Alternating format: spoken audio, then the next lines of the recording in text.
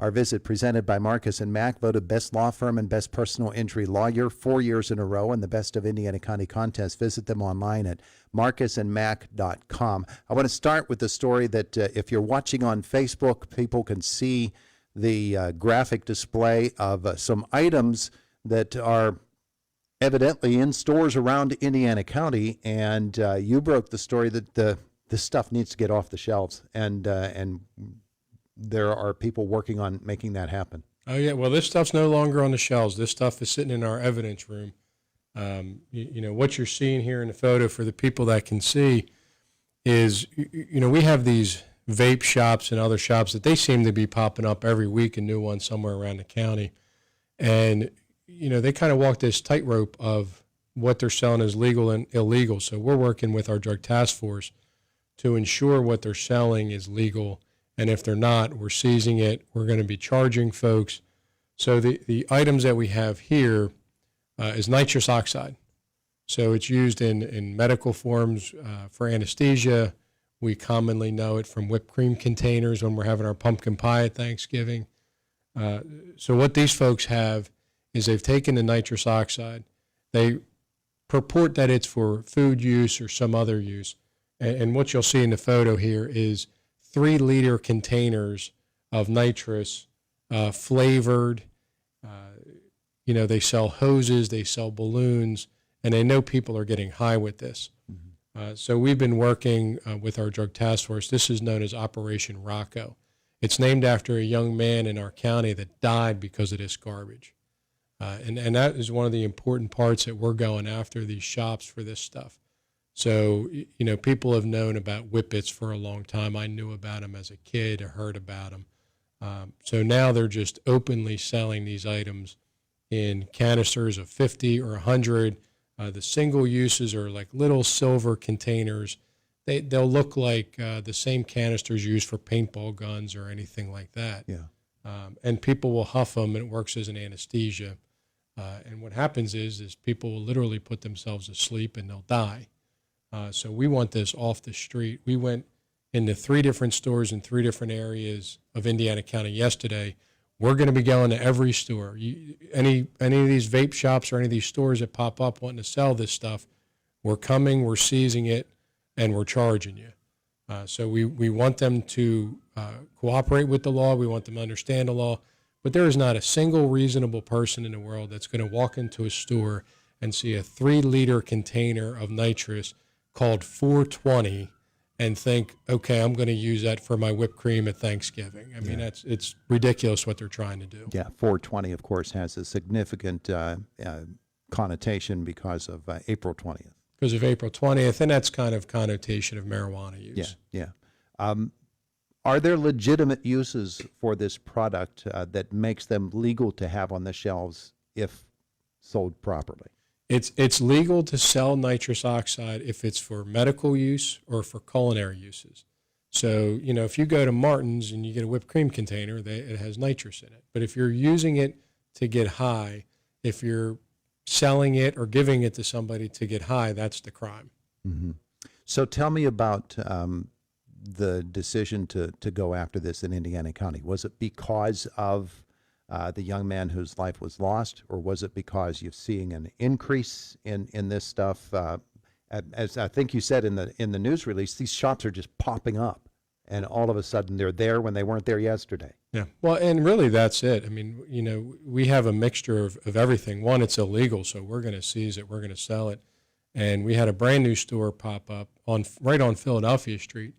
And me and some of my members of my team were at the lunch, and we saw the store. It was brand new. We walked in, and there's a wall full of this stuff. So we quickly put the team together to go in and seize it, and we're going to be filing charges in that. We don't want these items out there, period. You know, we got members of any of our school districts that walk down the street and see this shop, and there's no stopping the stores from selling this to a high school kid, to a middle school kid, or anything like that. And you know, when it's sold as, oh, it's okay, it's a food item or anything like that, it gives this sense that it's not dangerous. And according to a University of Mississippi study, there is a 538% increase in deaths because of nitrous. And, once you start selling nitrous flavored, tropical fruit and watermelon, you are targeting children. You are saying it's okay, and you're putting their lives at risk. And the packaging makes it look like a legitimate and good product. Absolutely. It's packaged to draw their attention, to make it seem fun. And that's certainly not what it is. So the picture that folks are seeing on Facebook right now, those are items that were taken right off the shelves here in Indiana. Right off the shelves. We walked right into the store. We had our bins. Some of the items are taken out of stores in Indiana Borough, in Blairsville Borough, and in Center Township. All right. So that's one story that broke here at 7:30 this morning. The other concerns a drug bust and people who were taken out of the drug circulation. I think there were 6 individuals. Yes. As I look at them and I read about them, you see the ages of the individuals involved in this, and you think 2 things. 1, this isn't the first time for a lot of these guys. 2, at that age, you ought to know better. So tell us about this drug bust. Yeah, so these are just some of the folks that we have been working. The Drug Task Force has been working diligently over the summer, and we're getting bust. We're finding the people that are actively dealing in our county. We're using confidential informants. We're using other investigatory tools. We're able to file charges against 6 of the individuals. We have other cases in the works.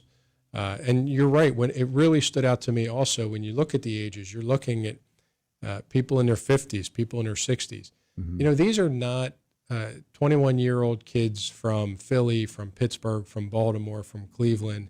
It's not that stereotype. We're looking at people that are 40, 50, 60 years old. Yeah.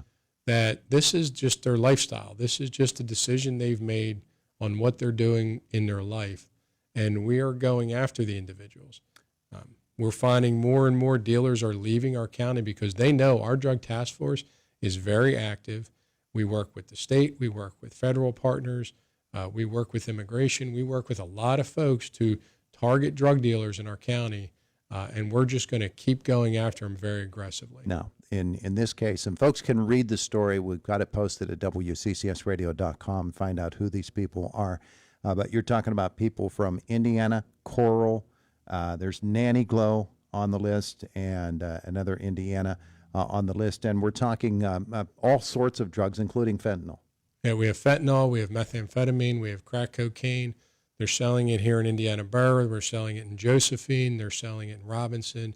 We're going after these folks wherever they're at in the county. Because sometimes what happens is the drug dealers feel like one particular location is too hot. The police are very active there. So they feel like if we move to Josephine or if we move to some other part of the county, they're not going to see us. Well, my task force and my team have very specifically targeted the county. We're the Indiana County Drug Task Force, and we're going after people where they're at. If you're selling drugs in Josephine, like we have one individual here, we're coming after you. We want to get that information to us. We have community members providing us information that we're able to keep them anonymous. We're able to keep them out of it. We begin our investigation, and we're able to get to the drug dealers. Now, some of the drug dealers we get, they're working with us to try to get higher drug dealers so we can get more and more of this trash off the street. And others, they're just getting charged, and we're looking at state prison for them. Yeah. Well, you point out something very important that folks should take note of, and that there are a lot of small towns in Indiana County, a lot of out-of-the-way towns where there's no police presence generally, not even towns, but out in the woods or out in farm country somewhere where people know that, there's probably a lesser chance of scrutiny and therefore a better chance that I can get away with something like this, but you're always going to find them. We're going to do our best to find every single one of them. And the interesting part is when we ask the community to let us know, we have neighbors say, hey, look at the house next to me. Something's going on, because they don't want drug dealers living next to them. We have had people, over the past 5.5 years, we have had people living with the drug dealers call in and say, I'm never going to testify. You can never use my name, but this person's selling a lot of drugs and they need to be stopped. Yeah. So we've been able to successfully keep their names out of it, and we're able to prosecute the drug dealers. For the people who are in need of treatment, we're able to get them to our county drug court or our state drug court. For the people who are just selling drugs because that's their business, well, my business is putting them in state prison. You bring a bunch of folks from outside agencies and from areas outside Indiana County to come in and help the Indiana County Drug Task Force, just as you go to other counties and help them by providing unknown faces, unfamiliar faces to drug dealers that they, not knowing them, they don't know that they could be undercover. Absolutely. We're bringing people from, we're bringing CIs from other counties. Our CIs go to other counties. We're certainly going to use every tool in our toolbox to go after them. And what happens is some drug dealers won't sell to new people. They won't do that. And that's fine because that's stopping your business. You know, maybe we can't get you on that controlled buy, but we're stopping your business. You're selling less of that garbage on the street. And sooner or later, they're going to slip up and they're going to say, well, I need to sell it to somebody. And when you sell it to one of my CIs, when you sell it to one of my agents, we're going to get you. And when you make busts such as the ones that you're announcing today, this is the culmination of an investigation that began quite some time ago in a lot of those cases. And maybe you hear about something and you say, we can stop this and stop it now, and you do. But maybe there's something that takes longer to develop as a case, and so you're not going to back off on that. You're going to keep at it diligently in order to get the bad folks off the streets and what they're doing off the streets. Oh, absolutely. And sometimes what you see is you'll see a bust from a few months ago. And the reason we take that time to, not arrest them on the spot is we want to keep our CI's identity safe so no harm comes to them. We also need to send the narcotics to the labs to have it tested because we need that in court. So we want to be ready in court with that lab. That takes some time to happen. Sometimes we'll make a bust and that individual wants to work with our task force and begins working, and then maybe they stop working with the task force. So then they're getting charged, or the work they say they're going to do, they really can't accomplish. So there's a lot of number of reasons that, things take time. It could also be that, we're getting multiple busts on them. We're building a bigger and bigger case on them because we want to leverage that to get the bigger fish. If I get somebody that is selling 10 baggies of heroin in our streets off the street, that's great. That's a great accomplishment. If I get somebody that's selling 1,000, that's a lot more of this trash off the street. When drugs come into this area from presumably bigger cities, say something's coming in from Philadelphia or Pittsburgh, are they being carried in by the people who are basing their drug operations at a particular location, or are they sending people representing them that don't even know what they're hauling in? There could be a number of ways. We're seeing a lot of it coming from Detroit and Cleveland right now. We're certainly going to see it from Pittsburgh, from Philly, from Baltimore. We're going to see it from all the cities. And a lot of times they go to one place where they have their main location, and then they'll use a second location that's what they sell out of, because their first location they feel is the safest. They feel that's out of the way, that's, people aren't going to see that, and then they'll go and away. We have a number of individuals that their main house is outside of Indiana County because they know we're coming after them. We're seizing cars, we're seizing houses, we're taking your stuff. So they keep their main house outside of the county in locations where they feel that they might be safer. Then they come here and they might use a rental. And that's a big thing. They're using a lot of rentals. They don't own the property. They just have a place to stay. And if you as a landlord believe somebody's in your rental and you're using drugs or they're selling drugs, please give us that information. We can help you get rid of them because I'm sure you don't want that person in your rental using and selling these drugs. Yeah. All right. So 2 big stories just breaking now with the Indiana County District Attorney. And you can check them out at WCCSradio.com. Again, go to the Facebook video if you haven't seen it yet, and you can see what the packaging looks like on the first of those stories today, the vaping materials. And really get yourself a bit of an education with all of this, and the work will continue. Yeah. Oh, we don't stop. It's good stuff. Good stuff. Mr. Manzi, our district attorney, thanks so much for coming in to visit with us. Thank you for bringing the graphic presentation as well. We appreciate that. Absolutely. Thank you for being flexible with the timing. People want to use the Drug Task Force, report to the Drug Task Force. What should they do? You're going to call 724-471-7777. Appreciate it. Thank you very much. It is Indiana.